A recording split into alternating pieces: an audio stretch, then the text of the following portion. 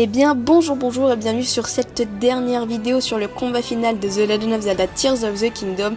Je ne vais pas aujourd'hui vous parler simplement de cette dernière phase parce qu'elle est quand même assez courte et assez calme et plaisante. Vous n'avez pas vraiment besoin d'astuces pour vaincre Ganondorf sur cette dernière phase. Donc je vais en plus de la phase sous forme de dragon, vous parler un peu de ce que j'ai ressenti moi au cours de ce combat final et de ce que j'en ai pensé par rapport aux combats finaux des autres Zelda où Ganondorf est apparu. Voilà. Donc, ne vous inquiétez pas, je ne vais pas mettre d'éléments de gameplay cette fois-ci parce que je veux tout simplement que vous le viviez. Je vais donc commencer cette vidéo par vous parler de cette dernière phase brièvement. Vous vous donnez peut-être une ou deux astuces afin de pas trop galérer contre lui. Puis, je vais donner mon avis sur ce combat final par rapport à ce que j'ai vécu avec les autres Zelda sur la dernière phase. Alors, cette dernière phase, elle va s'entamer lorsque vous arriverez à vaincre Ganondorf sous sa forme de roi démon. Vous allez donc être transporté dans le ciel, dans la bouche de Ganondorf qui va se transformer en dragon noir après avoir avalé sa pierre occulte. Et vous allez devoir l'affronter dans les airs.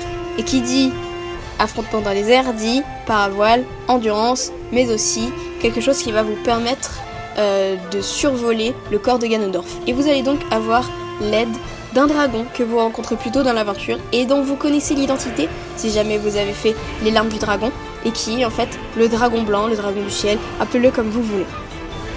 Lorsque vous allez être sur ce dragon blanc, 4 points faibles vont apparaître sur le corps de Ganondorf et vous allez devoir sauter sur ce dernier afin, avec votre Master Sword, de pouvoir tout simplement les éclater et pour enlever à chaque fois pas mal de vie au boss. Pour cela, votre dragon va se positionner à chaque fois plus ou moins au-dessus du point faible pour que vous puissiez atterrir dessus sans trop de mal et pas faire trop de chemin, parce que si vous n'avez pas beaucoup d'endurance, c'est assez galère. Et vous allez donc à chaque fois que vous éclatez un point faible, être éjecté du corps de Ganondorf, et au fur et à mesure que vous allez plonger dans les airs, le dragon va vous rattraper au fur et à mesure de votre chute. Après avoir vaincu les 4 points faibles du corps de Ganondorf, un 5e va s'ouvrir sur son front, comme dans tous les anciens Zelda, où là vous allez devoir bien évidemment sauter sur la tête de Ganondorf et mettre fin au combat et terminer le jeu. À l'issue de ce combat final, vous allez pouvoir entrer dans la vraie fin du jeu, dans les vraies cinématiques, où là vous allez plus du tout pouvoir jouer à part une seule petite phase, et vous allez pouvoir arriver au crédit et terminer le jeu. Donc, les seuls conseils que je peux peut-être vous donner par rapport à cette dernière phase, c'est faites très attention à votre endurance, parce que c'est pas comme contre le boss du Temple du Vent où vous pouvez en récupérer dans les airs avec les courants ascendants. Là, faites vraiment très attention si jamais le dragon vous positionne assez loin d'un des points faibles. À la limite, sautez sur le corps de Ganondorf, ressautez, puis le dragon va essayer de se repositionner au-dessus d'un autre point faible. Voilà. Faites aussi très attention parce que lorsque vous allez détruire l'un des points vitaux de Ganondorf, il va projeter une onde de miasme, et là vous allez peut-être pouvoir vous prendre des dégâts de miasme, soit vous enlever des cœurs, ça va soit vous enlever des cœurs permanents, soit vous faire simplement des dégâts de miasme. Vous aurez aussi besoin impérativement de la Master Sword pour ce combat. D'ailleurs, si vous ne l'avez pas jusqu'à cette partie du combat final, vous la débloquez sur le dragon blanc, à partir du moment où le dragon blanc arrive. Et vous allez devoir combattre avec, parce que sinon vous ne pourrez pas terminer Ganondorf, puisque comme dans tous les Zelda, ce dernier est scellé par l'épée de légende. Voilà. Là donc je vais commencer par donner mon avis sur ce combat final en général. Pour moi c'est un très très bon combat final par rapport notamment à Breath of the Wild, puisque nous sommes dans une suite. Pour moi c'est un très très bon combat final. On a eu une phase donc contre Ganondorf vraiment en tant qu'épéiste, puis on a eu une phase un peu mixte où vous allez avoir l'aide des sages, mais pas trop parce qu'ils vont simplement s'occuper des clones, là où dans Breath of the Wild les prodiges ils vont tout simplement mettre midlife, le boss final, et du coup ça vous coupe en fait une partie du combat final qui normalement est le plus important du jeu en fait, où là vraiment j'ai apprécié le fait que les sages s'occupent simplement de la visibilité du combat. puis une deuxième partie où là le boss change totalement, et enfin une dernière phase qui pour moi est une des meilleures fins de combats finaux avec d'autres combats de Zelda, où là en fait vous allez être vraiment dans une phase qui caractérise le jeu et sur des montures entre guillemets qui sont uniques à cet opus là.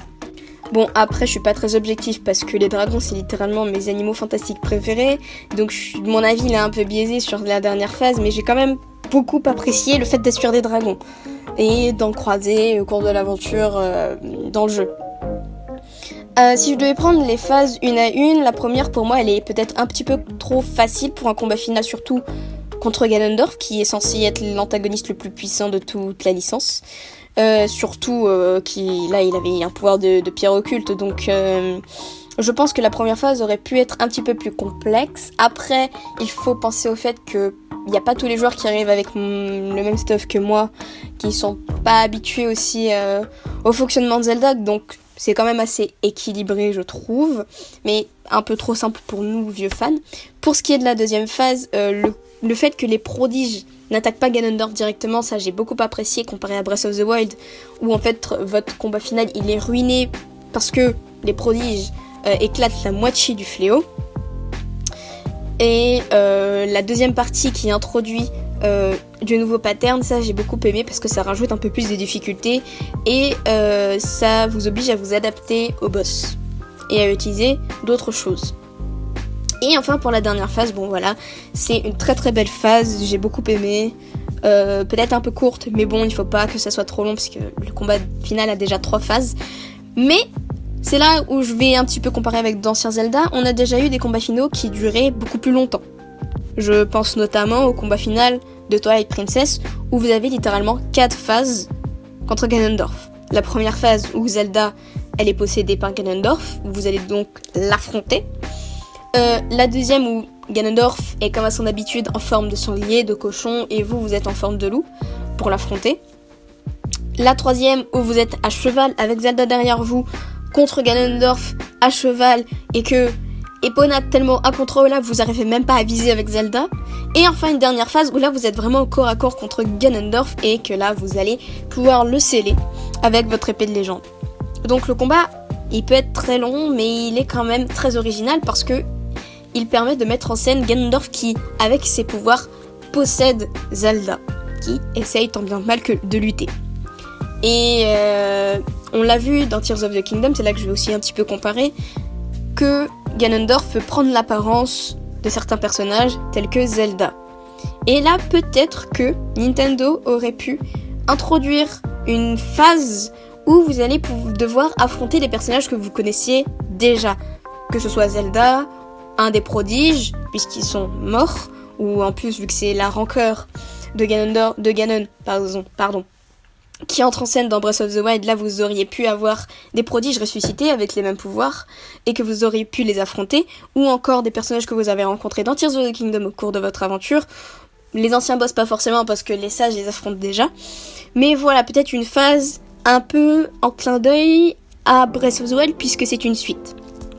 Peut-être qu'il aurait manqué ça et puis avoir un petit peu plus de difficultés dans la première phase qui est aussi un peu courte si jamais vous avez la Master Sword comparée à d'anciens Zelda comme Twilight Princess où là les phases sont très longues.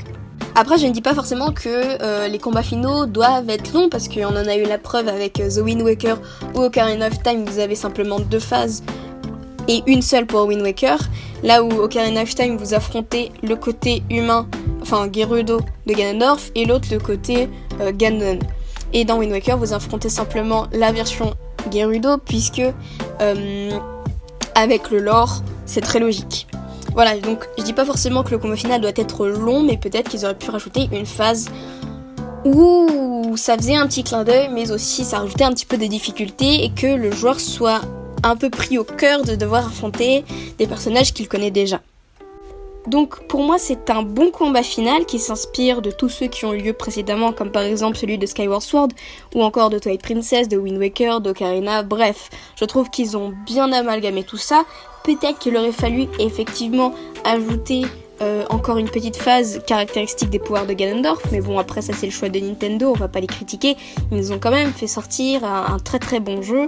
Je critique pas le fait que Tears of the Kingdom soit une suite. C'est un très bon jeu.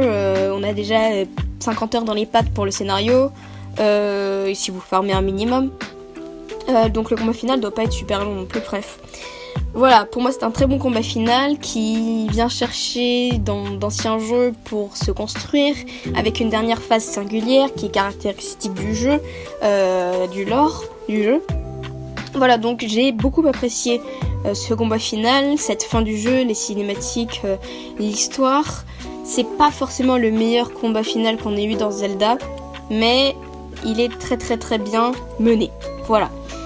Donc pour conclure cette vidéo, j'espère en tout cas que la trilogie du combat final vous aura aidé, que ça vous aura plu, et si c'est le cas n'hésitez pas à vous abonner et à mettre un petit like pour que je puisse me motiver à continuer les autres vidéos. On se retrouve la prochaine fois sur une série de boss secrets de Kingdom Hearts 2 Final Mix. D'ici là, portez-vous bien, bonne chance pour votre game Tears of the Kingdom ou encore pour votre 100% pour celles et ceux qui y sont encore, et je vous dis bye bye, à la prochaine.